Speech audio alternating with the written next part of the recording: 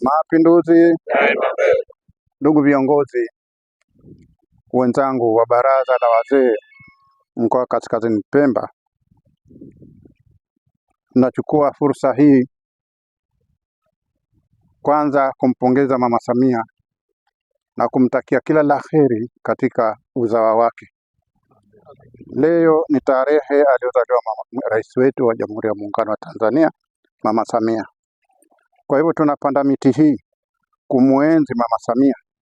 Tunamwomba Mwenyezi Mungu ajalie ikuze miti hii, itupe manufaa kwa waja wake na kwa wanachama wake na kwa wananchi wake. Mama Samia wafurahike naye. Huu ni alama ya kwamba Mama Samia amezaliwa tarehe ya leo 27 mwezi wa pili, mwezi wa 27 mwezi wa kwanza ndio amezaliwa. Kwa hivyo tunamtakia kila la heri mama yetu, rais wetu.